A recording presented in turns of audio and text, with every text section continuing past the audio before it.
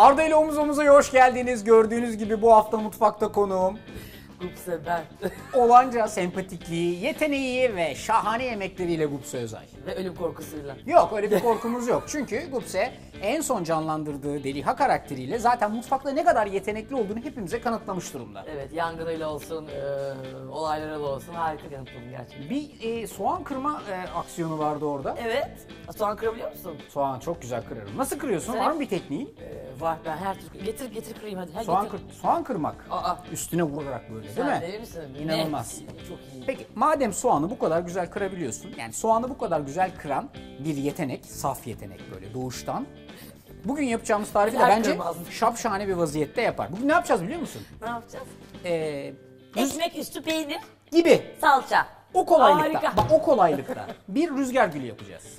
Çok güzel. Hamurdan bir rüzgar gülü yapacağız, tamam mı? Hamurdan. Hamurdan tabii.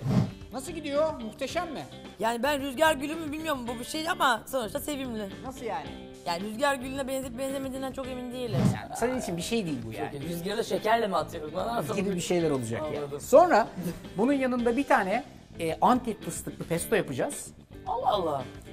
Sonra bir tavuk köftesi yapacağız, nohutlu muhutlu bilmem ne. Niye derdimiz ne bu kadar? O şey Çünkü sana çok güzel bir tabak yaptırmam lazım yani. Sinirlerim bozuldu. Değil mi? Şu anda bozulma noktasına doğru gidiyor. Ama Elleri sağ ol. kesin çok bak. Eğer benim dediklerimi harfiyen dinlersen mükemmel bir iş çıkacak. Öyle mi? Yoksa. Tamam. Mükemmel bir iş çıkacak. Güveniyorum sana Arda'cığım. Mükemmel yani. Yo ben şaka yaptım. Ben çok iyiyim bu konuda. Tebrik ederim. Ben de zaten. Biraz sonra göreceksiniz. Teşekkürler. evet. O zaman- Sen de benden bir şey öğrenmeye çalıştın. O zaman bir bana el verirsen, hani ustanın el vermesi önemli bir şeydi. Ustadan el aldım. Şimdi tezgahın başına gidiyoruz ve Ben sana yemeğimize güveniyorum başlıyoruz. Arda'cığım. Ben sana güveniyorum. Hazırsan Arda ile omuz omuza başlıyor. Hadi bakalım. Bekliyordu. Arda'nın o suratsız ifadeleri bekliyordu. Çünkü çok kıskanacak. Hani utanacak kendinden. Ben nasıl böyle yemek yapamıyorum Gupse gibi diyecek. Onun zevki içinde. Asla meydan okuma yok canım. Meydanı yazmak var şu an. Yok vallahi yani dürüstçe çok iyiyim bu konularda o yüzden.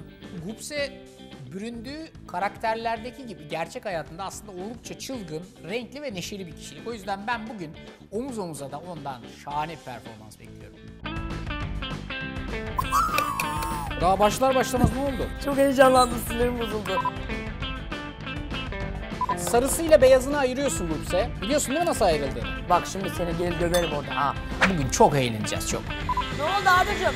İyice çekiyorsun. Ay ben seni merak ettim. Ha, ben çok iyiyim, çok iyiyim. Çok kötü. Nikotta peki direkt sıcağa maruz kalsa ölür mü? Arda bu ne? Neydi bunun adı? O senin torşonun. Torşumum. Torşum. Ya ne? Torşon. Torşum. Torşumon ne ya? Ne bileyim ben. Torşonumu da aldım gidiyorum. Haydi torşon. Hadi. Gupse başlıyoruz. Hadi başlayalım. Evet, şimdi bak alt taraftan şu minik set üstü, tezgah üstü robotu çıkararak işe başlıyorsun. Robotumuzu. Evet, Tamam. robotumuzu çıkarttık. Şimdi bu arada orada tavuğu görüyorsun ya. Evet. O tavuğu robotun içine atacağız ama daha kolay parçalansın diye senden isteyeceğim şey şu. Lütfen birkaç tane bıçak darbesi vur ve ufalt tavuğu. Yani öyle Bıçak darbesi ya vurayım. küçük kuşbaşı vaziyetinde keserek işe başlıyoruz Gupse. Tamam. Tamam mı? Hep bütün tavuğu atıyor muyum Evet içine? evet, bütün tavuğu kuşbaşı kesiyorsun ve Hangi kuşun başı olarak kesiyorum? bir aşağı yukarı bir güvercin başı gibi. Güvercin başı. Ondan sonra kesme tahtanı kaldır o küçük olan. Burada bir sürü malzeme var, onları işin içine ekleyeceğiz. Bir su bardağı kadar nohut var önünde, görüyor musun? Evet. Direkt olarak bu bir su bardağı nohutu içerisine ekliyorsun, tavuğun içerisine. Hepsini. Hepsini ekliyorsun. Tamam. mı? Ondan sonra bunun içine bir tane yumurta kırıyorsun. Ne oldu? Daha başlar başlamaz ne oldu? Çok heyecanlandım, sinirlerim bozuldu. Çok güzel, çok güzel. Şimdi bunun El içerisi... temizleme bezi mi bu? Kırmızı beyaz. Efendim? Bu el temizleme bezi mi? Bu ne? Evet evet, o senin torşonun. Torşumum. Torşon. Torşom. Torşumon ne ya? Ne bileyim ben. Valla ben hiç torşum sahibi olmadım. Olsa benim torşonum olabilir. Ama torşum, toncuk, başka daha adını hatırlayamadığım değişik telaffuzlar. Ama haklı Gupse çünkü kuzey, güney, doğu, batı hepsinde farklı diyalektikle kullanılıyor torşon. Dünyanın farklı yerlerinde kullanılıyor demek isterdim, kullanılmıyor tabii. Neydi ismi? Torşum muydu? Ha o bezdi. Neydi? Bez diyelim. Niye torşon? Torşonla bezin ne alaka? Allah aşkına bana bunu açıklayın. Ne yani? Şimdi bunun içerisine tuz koyuyorsun Gupse. Tuz. Evet. Kaç kuble? Bir dolu tepeleme orada yani tahta kaşık var ya onun içerisinde. Evet. O tahta kaşıkla şöyle bir tane öyle kocaman koy. Kocaman koydum. Kocaman. Karabiber koyuyorsun. Yaklaşık yine o kaşık kadar kimyon koyuyorsun. Kimyon fırının üstünde duruyor Gupse. Fırın nerede? Ha, tamam. Fırın sağ tarafta duruyor tabii ki. Bunu Kimyon, koyuyorsun. Allah. Sonra da muskat rendeliyorsun. Aşağı yukarı böyle çeyrek muskat kadar rendeliyorsun. Muskat hangisi? Muskat bak önünde duruyor böyle yuvarlak minik Hindistan cevizi gibi. Tezgahın üstünde rende Ha, var. muskat mı bu? Ne yapıyorum bunu? Bunu rendeliyorsun. Bu muskat rendelenmez ya. Ne yapılır? Böyle atılır. Ha, Ya. şu şey çekirdek gibi bir şey bu. Evet Hindistan cevizi gibi olan. Aşağı Ha. yukarı böyle Bu ne? 1/3 kadarını rendeliyorsun içerisine. Kaçta bir dedi? 1/3. 3'te 1. 1/3. Bu ne? Bu rende mi acaba? Ben çünkü muskatı hayatımda hiç görmedim. Ben onu şey sandım. Biri bir meyve yemiş, çekirdeği orada unutmuş diye düşünmüştüm. Meğersem o muskat adlı bir ürünümüzmüş. Ne o? Muskat bu işimiz temizlediğimiz şey değil mi? Misvak mı? Ben çok kötüyüm. Sonra bunları böyle kapatıyorsun. Başlıyorsun hepsini güzelce çekmeye. Tamam dur. Ne oluyor lan? Kapanmadı mı? Kapandı.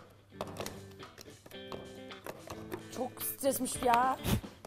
Ne oldu, kapatamadın mı Arda'cığım? Kapatamadım mı vallahi anlayamadım ki. Ay, hemen çalıştırayım da görsünler. Aa, ben de kapatamadım. Vallahi ben de kapatamadım. Ah, tamam. Başlıyorum ben. Hadi. Tebrik ediyorum. Evet, Arda'dan önce başladım. Makinesi mi çalışmadı? Allah Allah. Yani dokunmadım ama. Belki şeydir, enerji yani evren benim Arda'yı yenmemi istemiştir belki. Harbiden şaka gibi girmiyor. Yardım edeyim mi Arda? Bununki değil mi acaba? Ay dur yardım, yazık. Ya dur aşkım dur. Gel. Vallahi şaka gibi girmiyor ha. Ah, vur. Kıskançlığından vurursun tabii. Hadi yap bakalım. Aa, bozuk. Vallahi bozuk, yemin ederim. Bak sağlamını sana verdim. Aa, niye biliyor musun? Altında bir şey kalmıştır bunun. Nasıl Şeyi yani? girmiyor. Yani bıçağın altına fazla bir şey koydun demek ki. Yok. Yardım ettim çünkü yani. Yazık, yardıma ihtiyacı vardı ve gidip ona Arda'cığım sakin ol, sen otur şurada bir dinlen deyip makineyi çalıştırdım. İşin ilginç tarafı sadece bu sefer ben gelen misafirime yardım etmedim. Gupse de bana yardım etti. Geldi elini bir değdirdi.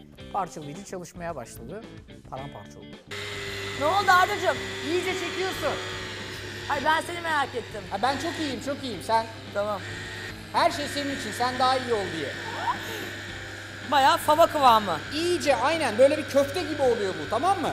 Allah Allah. Çok yaşa. Hep beraber. Evet. Kıvamı tamamdır. Tamam. Şimdi bu kenarda bir dursun. Hemen hızlıca milföyümüze geçelim. Daha önce milföyle çalıştın mı Gupse? Milföyle çok tanışıklığım var ama çok kendisini yapmadık. Yapmadın. Peki. Şimdi bak bir tane önünde 2 parça milföy var kare. Tamam mı? Bu herhalde. Şimdi bu Evet. milföyü tezgahının üstüne al lütfen. Aldım. Beni çok iyi dinle çünkü yapacağımız şey bir rüzgar gülü ve aslında yapması çok kolay fakat anlatması zor. Tamam mı? Tabii ki. Şimdi bak milföyün 4 tane köşesi var önünde. Mantıklı. Küçük bir bıçakla köşelerden ortaya doğru Evet. ortaya doğru bir bıçak darbesi vuruyorsun ama tam ortaya kadar gelmiyorsun. Sadece böyle ortaya doğru 4 köşeden bir bıçak darbesi vuruyorsun ama Darbe ama kesmeyerek. kesiyorsun Ha. ama ortaya kadar kesmiyorsun. 4 tane bıçak darbesi vurdun. Bence böyle diyor. Tamam mı? Köşelerden ortaya doğru 4 tane bıçak darbesi vurdun. Ortada duruyor. Sonra önünde bir küçük peynir görüyorsun. Ricotta peyniri. Evet. Ondan kaşığın ucuyla alıyorsun. Tam orta göbeğe koyuyorsun. Allah Allah. Evet. Ucuyla de derken ne kadar falan? Yani bir çorba kaşığının ucu kadar kısmıyla Ha alıyorsun. öyle. Tabii. Sonra Tamam. bu kenardan, köşelerden kestiğin hamurun parçalarını ortaya doğru 90 derece olacak şekilde kapatıyorsun. 4 parçayı da kapattığın zaman zaten bu bir rüzgar gülü oluyor. Oldu mu seninki de? Hayır. Niye? Rüzgar gülü ha. Ya vardı ya böyle ya rüzgar gülü. Sana bir söyleyeyim mi? Net yaptım ya ben var ya. Sana çok var ya helal acayip olsun. zeki bir Zaten insan ben oldum. yapamayacağına dair en ufak bir şüphe duymuyordum. Bence kesin Dört- yapamadım. 4 parça yaptıktan sonra tam bir rüzgar gülü oluşturdun. İşte Bence bakın oldu. bak rüzgar gülü böyle. Bakacağım bakabilir miyim? Hayır bakamazsın. Hayır göstermem. Oldu mu? Söyleyin mi? İşte gördüğünüz gibi bu bir rüzgar gülü. Bak 4 köşesinden fıtır fıtır oldu. Nefis. Bence benimki de benziyor. Sonra bu rüzgar gülünü yan taraftaki fırın tepsisi var bak görüyorsun tezgahın üstünde duruyor. Direkt olarak alıp onun üstüne koy lütfen. Fırın tepsisi tezgahında ne yani? Fırın Ha bu. tepsisi, ha. Evet üstüne koyayım. Evet önünde yumurtalar var. Bir tane yumurtanın sarısıyla beyazını ayırıyorsun Gupse. Tamam. Biliyorsun değil mi nasıl ayrıldığını? Bak şimdi seni geri döverim orada ha. Niye? Bilmiyor musun? Biliyorum tabii. Tabii ki Hangisini beyazını sarıyı mı kullanacağız? Sarıyı kullanacağız. Önündeki bu güzel şeylerden porselen kaselerden bir tanesinin içerisine yumurtanın sarısıyla beyazını ayırdıktan sonra Evet. bir fırça vasıtasıyla bunun üstünün böyle yumurtanın sarısıyla iyice fırçalıyorsun. Her tarafını şöyle güzelce fırçalamanı istiyorum. İyice yumurtanın sarısı bunun böyle her tarafına değsin. Tamam. Nasıl gidiyor? Muhteşem mi? Yani ben rüzgar gülü mü bilmiyorum bu bir şey ama sonuçta sevimli. Nasıl yani? Yani rüzgar gülüne benzep benzemediğinden çok emin değilim. Ama sen rüzgar gülü nasıl bir şey biliyor musun? Biliyorum. Tamam ama biliyorsan benzetmişsindir diye. Ama tahmin- tombiş bir rüzgar gülü gibi. Evet ne var yani her rüzgar gülü böyle zarif mi olacak? Benimki de azıcık tombiş sevimli olabilirdi yani. Yani şey gibi mi? Yani deliha gibi mi? Rüzgar gibi. Delişmen, çılgın. Evet, iyice fırçaladık mı? Ne oldu, ne gülüyorsun? Hadi ben atıyorum fırına. 20 dakika fırında kalacak. O kadar iyi bir insanım ki fırını senin için önceden ısıttım. Ya ricotta'yı ben kapatmamışım dur. Nasıl yani? 20 dakika attım. Allah'ım yarabbim. Çok kötüyüm. Ricotta peki direkt sıcağa maruz kalsa ölür müyüm? Arda bu ne? Hocam o bir acayip oldu ya. Ama rüzgar gülü. Dur. Mesela rüzgar gülü şöyle olabilir mi? Ama bak, Söyle. tebrik ediyorum yapmışsın. Ama kapatamamışsın. İşte ben Hemen kapatamadım. kapatalım. Bakın. Abi ne yaptın? Ha. Tamam. Böyle. Tamam mı? Sonra Ha. böyle. Birer parçalarını yapacakmışız. Ya. Ama ben bunun bilgisini almadım. Ya. Şahitsiniz. Aldın mı? Al. Al sana Almadım. rüzgar gülü. Rüzgar gülü. Tamam, rüzgar- süper. At hadi fırına. Ben yardım etmesem rüzgar gülü rüzgar bohçasına dönecekti. Yani istedim ki Gupse bir İzmirli olarak bir rüzgar gülünü yapsın. Sonra eş dost akraba kızmaz mı Gupse sen nasıl rüzgar gülü yapamazsın diye. Ama değişik yani bir rüzgar bohçasına doğru gidiyordu. Daha ne yapayım ya daha ne yapayım. Şimdi rüzgar gülünü yaptık mı? Yaptık. Attık mı fırına? Attım. Dönelim köftemize. Hemen bu parçalayıcının içindeki yaptığımız karışımı ve hazırlığı Evet. dikkatli bir vaziyette bir cam kasenin içine transfer etmeni istiyorum Gupse. Tavuklu nohutlu karışımı şöyle düzgün bir şekilde transfer et. Şimdi nohut zaten haşlanmış nohuttu. Sorun Evet. yok. Ama tavuğumuz çiğ. O yüzden bu tavuğu önden birazcık bir işleme tabi tutmamız lazım. İşleme Tezgahın tabi. üstündeki ricottayı bu tavuğun içerisine ekle. Ve toz parmesan var önünde. Toz parmesan, özür dilerim kelle parmesan var. Kelle parmesan. parmesanı da böyle içerisine güzelce rendele lütfen. Tamam. 2 parça parmesan görüyorsun. Neydi acaba? Bunlardan Kendi bir tanesi tavuğun içine girecek. Bir diğeri yapacağımız pestonun içine girecek. Ricotta dedin değil mi? Başka Evet. ne dedin? Önünde 2 tane ricotta var. Bir tanesi büyük, bir tanesi küçüktü. Büyük olanı yani çok olan ricottayı böyle güzelce içine ekliyorsun. Sonra da parmesanı dikkatli bir vaziyette rendeliyorsun. Sonra bunların hepsini şöyle bir kaşıkla ya da spatula ile iyice karıştırıyorsun. Karıştırdın mı? Hayır canım parmesanı yapıyorum. Bir dakika dur. Sen karıştırdın mı? Ben karıştırdım. Bütün parmesanı yapıyor mu? 2 parça parmesan var mı önünde? Evet. Bir tanesini yapıyorsun. Allah Allah. Ya. Ya şu rüzgar güne çok canım sıkıldı. Ya rüzgar gülünü güzel hadi kurtardık onda sorun yok. Önümüze bakalım. Asla pes etme haydi. Şimdi iyice karıştırdık mı bunu? Yani Evet. ricotta, nohut, tavuk bunların hepsi güzelce bir araya geldiler. İçine koyduğumuz kimyonla beraber de rengi çok güzel.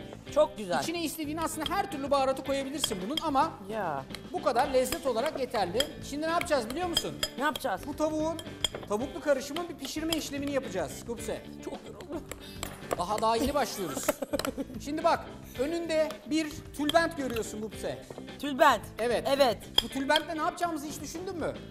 Ben herhalde kafamıza bandan olarak bağlarız diye düşündüm. Olur. Yani kullanacağımız parçanın geri kalan kısmını istersen öyle yapabilirsin.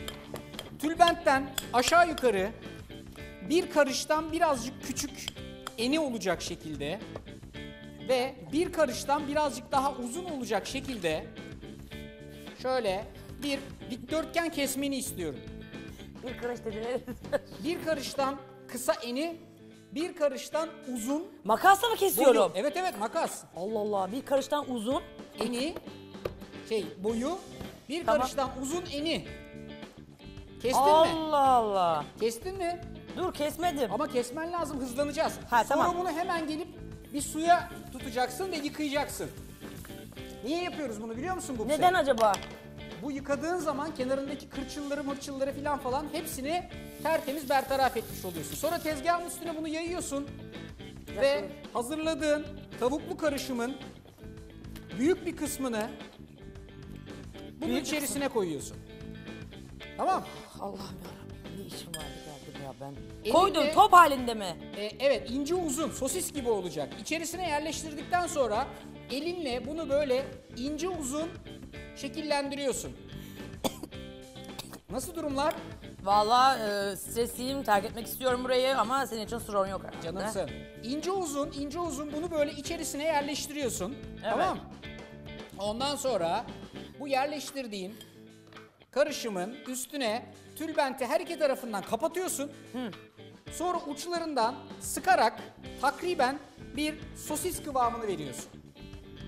Hani böyle bezin içinde sucuklar vardır ya, bezde sucuk Anladım falan böyle. anladım. Bak vallahi ya, bunun rüzgar gülü gibi değil. Bu galiba oldu. Ama tombik oldu benimki. Tombik mombik idare eder. Sonra ip var bir de. Evet. İple her iki ucundan bağlıyorsun bunu. Allah Allah, yemek diye geldik. Dikiş nakış öğreniyoruz. Ben sana dedim ama hiç kesme biçme olmayacak diye. Ne kadar iyi bir insanım değil mi? Gerçekten hiç kesme biçme yok. Harika. Vallahi yok. Yastık yapıyoruz. Bak ipin fazlalığını aldım. Bu bezin de fazlalığını kestim. Tamam. Kestin mi? Kestim valla. Tebrik ediyorum. Sen benden hızlı çalışıyorsun bugün. Hızlı ama olmuyor. Bak çok dağıttım ortada, çok stres oldum. Hızlı ve öfkeli mi diyorsun? Öfkeyle şu rüzgar güne taktım kafayı. Yeniden yapacağım onu. Gerçekten mi? Ama vakit yetmez. Yok şaka yap şaka yap. Tamam. İki ucunu da bağladın mı? Bağladım. Helal olsun. O zaman kaynar suyun içerisine dikkatli bir vaziyette bırakıyorsun. Takriben 8 ila 10 dakika kadar orada o suyun içinde kalacak. Bunu 8 niye ila böyle 10. bir suyun içinde bırakıyoruz biliyor musun Gupse? Evet. Biliyor musun? Bilmiyorum. Ha, evet deyince ben sanki Hayır. biliyorsun sandım. Tamam.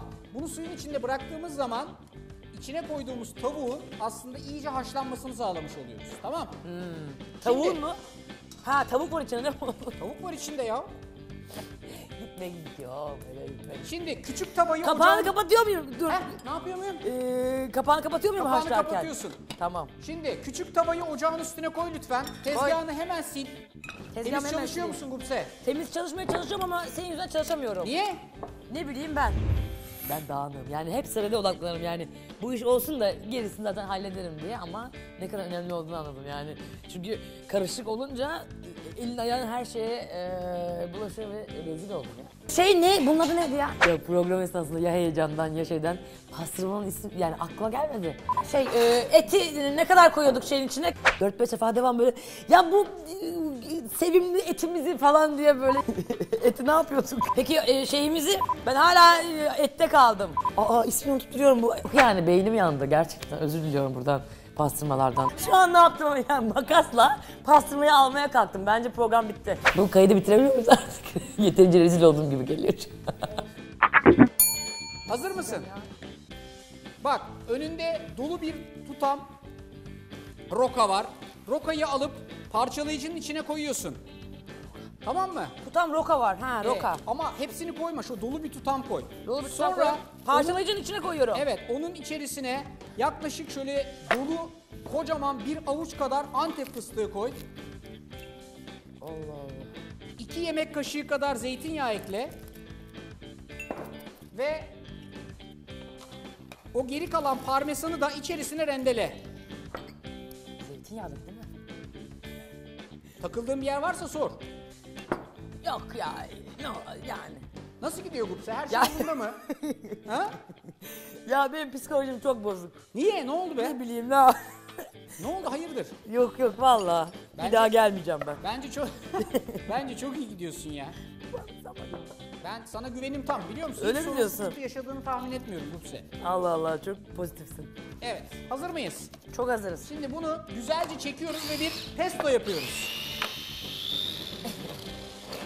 Eğer ihtiyacı varsa birazcık daha zeytinyağı ekleyebilirsin. Ay. Bilmiyorum artık. Çünkü çok Ha, ihtiyacım var acaba? ihtiyacı var mıymış? Bence var. Evet, o zaman ekle. İyice çekiyorsun. Evet. Güzel ve yeşil bir kıvam yapıyorsun. Bu arada tavan ısındı mı? Tamam mı? Yo. Niye Aa, koymadı mı tavayı ateşe? koymadım. Koy koy hemen. Tavan ısındıktan sonra önce pastırmayı koyuyorsun. Bir tane pastırmayı koy. Hiç yağ koymadan pastırmayı hafiften bir çıtırlaştırıyoruz. Tamam dur ısın.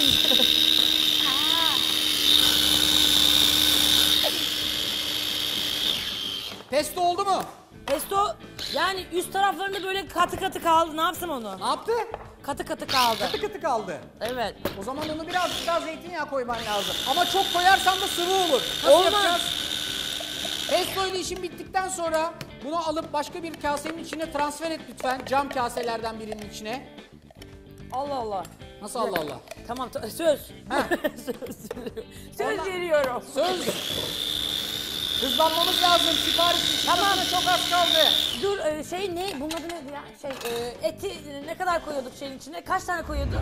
Küçük et parçası dediğimiz şey aslında Kayseri şehrimizin medarı, iftarı olan, Türkiye'nin çeşitli yerlerinde de son derece başarıyla yapılan bir ürün.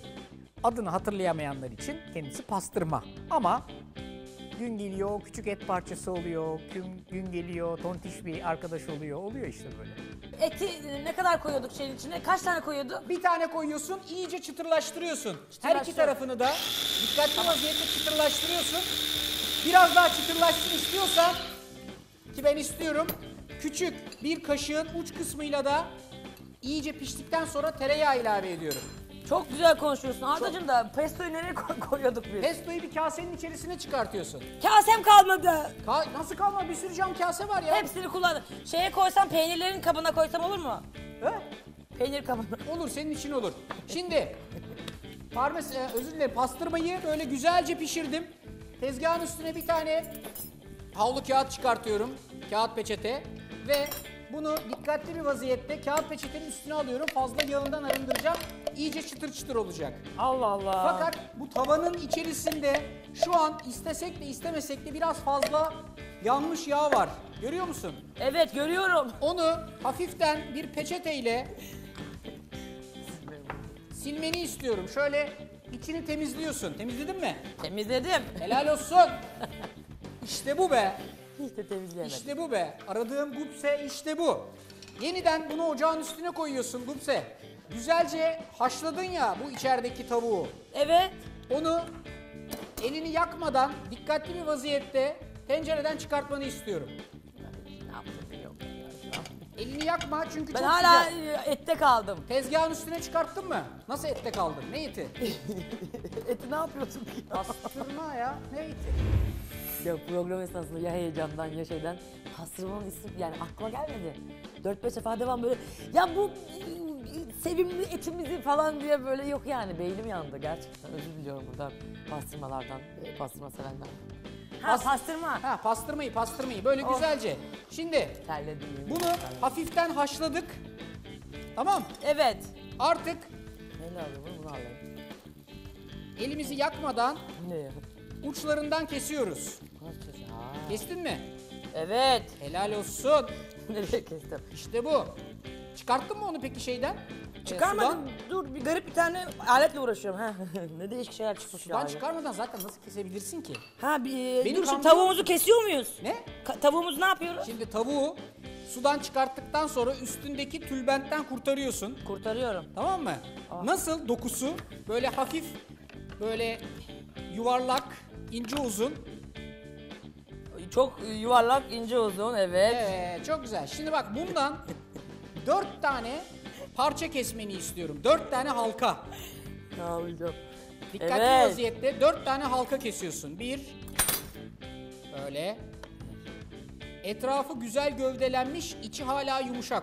Doğru mu? Vallahi güzel duruyor. Helal olsun. Helal olsun bana. 4 parça kesiyorsun. Sadece bu 4 parçayı kullanacağız tabaklamak için. Çok artistik bir sunum yapacağız. Allah Allah. Sen duydum ki artistik sunumları çok seviyor musun? Ben çok severim. Mesleğin gereği tabii yani. Hani Mesleğim ben. iş böyle olunca Harika. meslek gereği bu tip artistik sunumları çok yapıyoruz. Şimdi tavan hala sıcak değil mi? Tavam çok güzel. Çok güzel. Bu kestiğin 4 parçayı yeniden tavanın içerisine al lütfen. Peki şeyimizi... ismini unutturuyorum bu. Ne yapıyorum ben Ne o ya? Ben Pastırma mı? Şu an ne yaptım yani makasla pastırmayı almaya kalktım. Bence program bitti. Makasla pastırmayı mı aldın? Almaya çalıştım ama sonra kendimi ne yapıyorsun Hay sen diye Allah. uyardım. Peki. Peki rüz- pastırmayla mı Vay, pişiriyorum vay. tavuğu? Rüzgar gülün ne durumda Gupse? Rüzgar gülü mü? Bir fırına gidip baksana. Hoş duruyor. Güzel değil mi? Evet. Helal olsun. Helal olsun. Ben çok inanıyorum sana ya. Sen kendine inanmıyorsun ama benim sana inancım Ya var. sen bana inan ama ben şu tavukları tavaya mı koyuyordum? Tavukları evet yeniden tavaya koyup her iki taraflarını da güzelce pişiriyorsun. Renk Hepsini. aldırıyorsun. Renk aldırıyorsun yani. Yavaş yavaş sunuma geçiyoruz. Hazır mısın? Allah Allah ben neyi yanlış yaptığımı hatırladım. Gene otursun. Ay, sinirim bozuldu. Ne yanlış yaptın ya? Bu et parçası. Ha pastırma. Pastırmayı ben tereyağıyla bütünleştirmedim. Helal at tereyağı. Atmadın mı? Ama tavuğum var içinde şu an. Ya tamam o zaman senin pastırman tereyağsız bir şeyle olsun. Evet belki bilerek yaptım. Evet, tabii, değil mi? Ya bu- Seyircilerimize dedim ki ben yağ yemek o kadar. dedim. Şef dokunuşu bu şef. Tabağını alıyorsun. Yuvarlak olan servis sunum tabağını.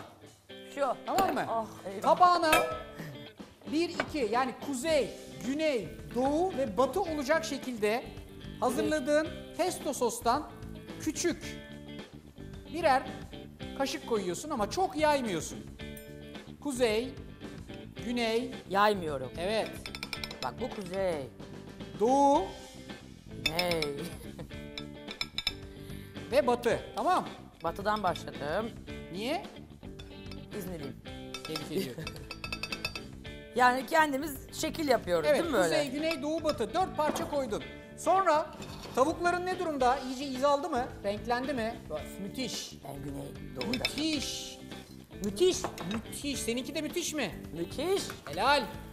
Şimdi Tavukları bak. alıyor muyuz içinden? Hayır hayır. Tavuklara da az evvel yaptığımız gibi bir tereyağı dokunuşu yapacağız. Hani az evvel sen pastırmaya yapmadığın tereyağı dokunuşu var Yapmadım ya. ama şu an onu Bak şimdi. çözüyorum. Azıcık bir tereyağı ekledim. Azıcık da bir zeytinyağı ekledim üzerine. Allah Allah. Evet. Tereyağın yanmasını engelliyor zeytinyağı. Fakat bu hazırladığımız tavuklu karışımı son derece güzel lezzetlendiriyor. Şimdi ne yapmanı istiyorum biliyor musun? Pastırmayı kurtardım. Ne yapmanı istiyorum biliyor musun? Evet. O küçük minik sevimli etimizin yağını unutmuştum. Pastırmamızın Allah Allah. Ondan sonra tavuklarla onları bir yere getirdim. Sonra hemen aldım onu. Hani bir şeyler yapmaya çalıştım elimden geldiğince ama yok yani zor. Tavukları tavanın uç kısmına doğru it. Sonra tavayı hafifçe kendine doğru çek.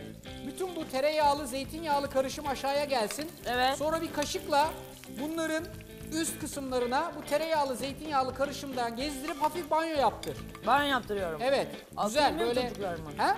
Çocuklarımla konuşuyorum. Tabii tabii. Evlatların gibi onlar senin artık şu anda. Oh. Şu anda sanat eseri bunlar, sanat. Oh. Sanat eseri. Nefis. Oh. Harika değil mi? Harika vallahi. Helal olsun. Bayram etti Bak gerçekten. güzelce bunları böyle banyo yaptırıyorsun. Üstlerinden. Evet. İyice lezzetlendi. Artık ocaktan alabiliriz bunları. Alabiliriz. Tezgahın üstüne bir tane peçete çıkart. Çıkık. Çıkık mı? Çıkık. Tamam. Şimdi o peçetenin üzerine bunları dikkatli bir vaziyette alıp fazla yağından kurtarıyorsun. Şimdi yağla bunları banyo yaptırdık ama yağ içinde yüzsün istemiyoruz. İstemiyoruz. O yüzden fazla yağından kurtarıyoruz. Tam bir profesyonel restoran şefi gibisin. Ben çok restoran şefi gibiyim ha. Beliha profesyonelim ben. görse seninle gurur duyardı bence. Vallahi billahi. Tamam mı? Şimdi bu dokunuşu da yaptıktan sonra... Neredesin? Şuradan bir Buradayım. kaşık alalım. Ha, bana mı dedin? Bu hazırladığın tavukları pesto sosunun o kuzey güney doğu batı yaptın ya. Evet. Onun üstüne doğru yerleştiriyorsun dikkatli bir vaziyette elini yakmadan. Pestoların üstüne. Evet Ha. pestonun üstüne yerleştiriyorsun. Sonra bunların üstüne çok küçücük bir lokmacık pesto koyuyorsun. Çok küçücük bir lokma. Lokma. Sonra da bu pestonun üstüne o küçük lokmaların üstüne de pastırma koyacaksın. Ama pastırmayı iyice çıtırlaştırdık ya. Hani Evet. tereyağla. Çok çıtır benimki, fazla çıtır acaba. Tamam tereyağlı dikkat çeker çıtırlaştırdığın mi? için bak nasıl böyle güzel güzel kırılıyor. Kırılıyor. Kırılıyor değil mi seninki de? Harika kırıldı. Kırıldı değil mi? Sonra Tabii. o kırılmış parçalardan birer tane böyle üstlerine yerleştiriyorsun. Tamam. Vallahi böyle bir şey hayatımda görmedim. Müthiş. İnanılmaz değil mi? Görsel falan müthiş. Söyleyeyim, bana teklifler gelecek bu programdan sonra. Süper. Hani şefimiz olur musun gibi. Şimdi artık fırındakini çıkarabiliriz.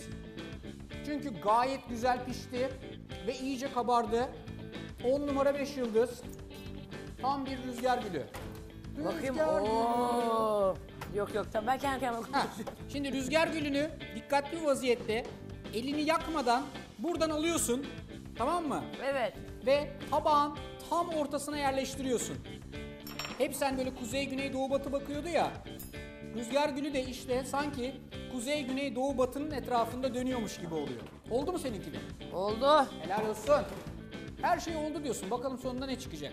Artık son dokunuşları yapıyoruz. Önünde mikro yeşillikler var. Mikro. Evet. Bu mikro yeşilliklerden küçük birer parça kesiyorsun makasınla. Mikro yeşillikleri makasla kesiyorum. Mikro yeşillikleri makasla kesiyorsun. Hiç hayatında böyle şeyler yaptın mı? Mesela mikro yeşilliği makasla kestin mi? Ya her sabah uyanınca mikro yeşillikleri kesmeye başlıyorum. O bana iyi geliyor Evet, yani. harika bence de. Çünkü mikro yeşilliksiz bence hayat çok sıkıntı. Nerelere koyuyorum mikro yeşillikleri? Bunu da köşelere koy. Yani her iki tane köftenin arasına süslemek için böyle minik minik dokunuşlar yapıyorsun. Şef dokunuşları bunlar. Ha öyle mi? O zaman öyle desene. Tabii ya. Gün içinde tabii ki mikro, makro bir sürü yeşillikle muhatap oluyoruz ama bu kadar mikrosuyla hiç karşılaşmamıştım. Zaten o kadar hoşuma gitmiş ki bir ormana döndürdüm tabağı. Peki diğer mikro kırmızıcılıklardan da alabiliyor muyuz? Ne yapıyor muyuz? Bu bir tane daha kırmızı bir mikro yeşillik Evet var. evet. Hem kırmızıdan hem yeşilden. Her ikisinden de kullanabilirsin. Küçük küçük ama böyle lezzetli lezzetli. Çünkü bunlar mikro yeşillik. Bunlar lezzeti inanılmaz arttırıyor. Allah Allah. Tamam mı? Ben Hazır çok- mısın? Ben hazırım. Ne oldu? Nasıl ne oldu? Bitti mi her şey? Bitti bu kadar. İnanılmaz. Yaptın mı? Benimkini beğenin. Herkes benimkini beğensin. Nasıl Yaptım. Helal olsun. O zaman artık servise çıkartabiliriz bunu. Hazırsan. Valla. Bir Tamam. de ne diyeceğiz servise çıkınca? Hazır diye bağıracağız mı? Evet hazır diyoruz. Hadi 3, 2, 1 servis. İnanılmaz. Nereye gittin ya? Bir şey Değil söyleyeceğim. mi? Ama bu çok güzel görünüyor. Seninki de çok güzel gözüküyor. En azından yeşilliği bol. Zeytinyağlı seninki. Zeytin. Ne diyor? Ellerim bozuldu. Gel buraya çok güzel. Benimkini anaokul çocuğu. Gupse'nin köftesi normal benim ona tarif ettiğimden biraz daha ince oldu. Sanatçı böyle bir dokunuş yapmak istemiş. Yani daha minimal bir tabak. Benimkinde aşağı yukarı 120 gram, 110 gram civarında et varken onunkinde epi topu toplasan 70 gram et çıkardı. Evet ama ben izleyicilerimizi düşündüm. Yani köfteyi ince yaparak aslında fazla yememeleri gerektiğini altını çizdim.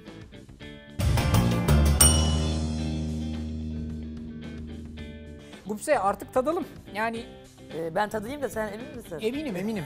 eminim. Ambulans alır zaten. Eminim. Var Nereden mı tadıyoruz özel hocam? Hocam istersen bu nohutlu tavuklu kısımdan tadıyoruz. İstersen pastırmalardan tadıyoruz. İstersen pestodan tadıyoruz. Pastırmamızdan beri. Şefim Antep- eline sağlık. Tamam şefim senin de eline sağlık. Antep fıstığı ne kadar yakışıyor değil mi? Çok. Ay çok güzel olmuş ya. Bir de rüzgar gülüne bakalım. Güzel böyle. Rüzgar gülü iyi ki müdahale ettik ama. Rüzgar gülüne müdahale etmesek o böyle hibrit doğum bir şey olacaktı. Evet evet. Gupse'nin tabağının tadına baktığımda ciddi bir baharat eksikliği vardı. Sanırım kimyonu az koymuş. Zaten renginden de belli oluyor kimyonu az koyduğu. Ama onun dışında çok lezzetsel veya pişmede bir dengesizlik yoktu. Ben bu yemeğin ismini koyardım. Pesto yatağında mutlu tavukların rüzgar gibi rüzgarında milföyle dans edişi. Ayrıca senin için bir de şöyle bir şey yapmak istiyorum. Buyurun. Hadi bakalım. Soğan. Ne yapacağız şimdi? Kolay değil. Şimdi Delia'nın en güzel özelliği tat diye kırıyor.